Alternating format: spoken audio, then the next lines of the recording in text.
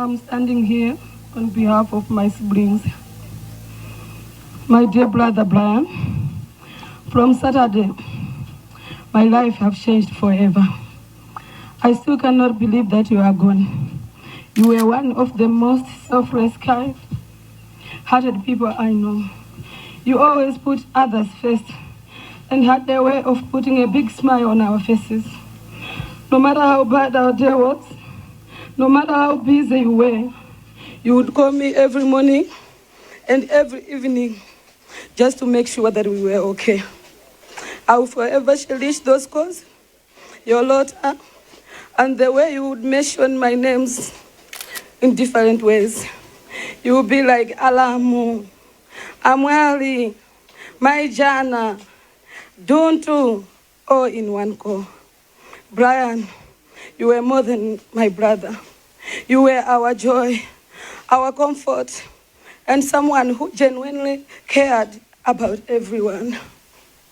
To your children, your nephews and nieces, I know there are no ways that can take away pain from them.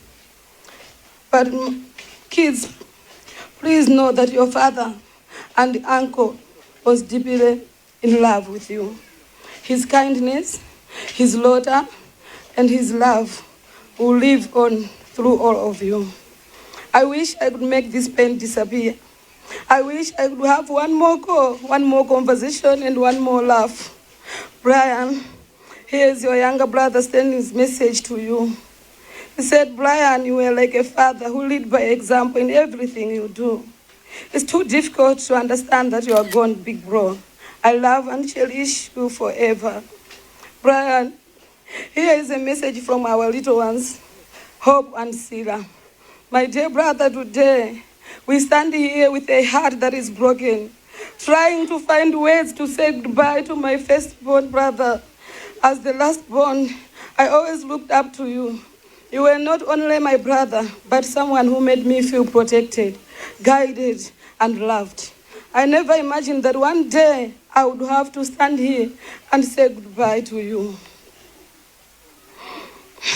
Who made me feel protected, guided, and loved. I never imagined that one day I would have to stand here and say goodbye to you. Your absence will leave a space in our family that no one can ever feel. I will miss your voice, your smile, your advice, and simply knowing that you were there. Thank you for being our brother, our protector, and a special part of our life. Though you have left us, your love and memories will remain in my heart forever. Rest peacefully, my big brother, until we meet again. I will carry with you wherever I go. I love you and I will miss you. Another message from Femia. My Jigwawa, as you would always call her. She said you left a hole that will never be filled, and I console her. And your nephew Kumbo, Azonzi, as you would always call, doesn't even understand why Uncle Brian will never come to visit again. Here is a message from Aunt Naomi, Ananja Iko. Brian, my brother, you were like a father. Brian, you were excited that I will carry the Ananja Iko title. If you're not here, I don't know who will be proud as you were about my title. I have known since I was born. We grew up together, prayed together. I don't know how life will be now without you. Brian, here's a message from Yamigani. Yamigani, mwasi andingani. You would always joke that it seems today Yamigani doesn't know how to continue without you, Brian. Rest peacefully, my brother. Your voice may be silent, but your love will remain in our hearts forever. We love you, Brian. We will miss you every day. Mene motu mene akulilira achemali awa maleni Banda komanso kupereka mautenga ochokera kwa chibale osiyanasiyana.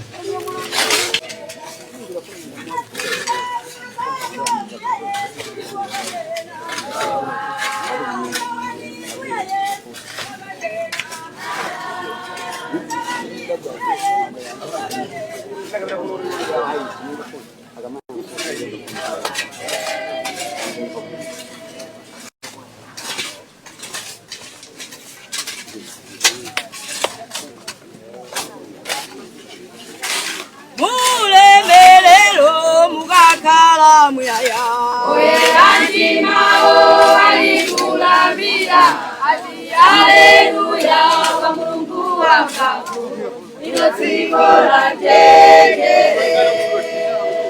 mulemelero mukakhala muyaya oyeranjimao alikulambira ati haleluya kwa Mulungu wangu ino dziko la tendere mukafika kumwambako mbuya Yesu wakanena lowa inuloni mbuya Yesu wakanena alani mbuya Yesu wakanena umulani ilo dziko la tendere mukafika kumwambako mbuya Yesu wakanena lowa inuloni tengera nthawi kwambiri kuti avomereze nkumabwera kuno kudzatsazikana naye motere sizikuvetsetseka kwambiri. N'chifukwa chake aliyense pakuvuta kuti avetse kuti kodi mukuti kwenikweni ndi chani chikuchitika ndi chani. Nkhani yovuta kwambiri. Ana madzunda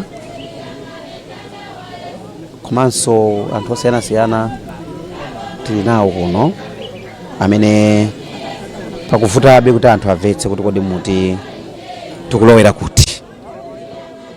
Mundilole ndive kumawu anthu awiri atatu amene ndino pafupi bale wanga pepa. Zosayenda nzanga kuti Brian tikuzamusiya ku nyumba kwake kumaliza kumene mwina tikachita bwino tizakumana naye. Mawu amene wandisangalatsa oti tikachita bwino tidzakumana naye. Kukhala kwake Brian pa dziko lino amadzikozekeretsa chifukwa ambiri avera pampano kuti anali mbusa. Ndipo ndizoona ndi mbusa wa ine. Ndi mbusa wanda? Wanga ndimapemphera Word of Faith Temple International amene swanala chair. Munamva think kuchali chikuchadzula akunena mtumwi khoviwa kuti anali chair ndithu. Si munthu onena kuti anali munthu wamba kumpingo, anali mtumiki ndithu. Nde ineyo ngati mmodzi mwa chiwalo cha Word of Faith Temple ndinosweka mtima kwambiri. Ndithu achimwenanga. Anayamba litutumikira Brian Banda chifukwa ambiri timangomva pa wireless paja nkumata awa ndazathu chabe awo koma kudzaona kumpingo kuja maziko alipo. Maziko alipo mwina ngati munamvetsesaso zulo lija mtumwi khoviwa komanso asekretary alembi ananena kuti anajoina mpingo 2012. Tikawerengesera pita zaka zingapo ndithu zochuluka koma atakhala mu mpingo muja chifukwa chozipereka kwake ndi pamene anazozedwa ndithu kuti akhale residence pastor. Tenoko cathedral manager resident pastor wake anali Brian Banda. Nde ineyo panopa pena ndikumakhala ngati kuti mwina ndikulota kuti kapena zuchitikadi kapena munthu uyu wangochokapo kapena anthu aungokamba ndithu m'bale wanga. Tikhale tikuchezabe ndi anthu osiyanasiyana ngati mmene tikunena moja tatene tipitirizebe kumvera izi. Ndipo chigawo chimene talowachi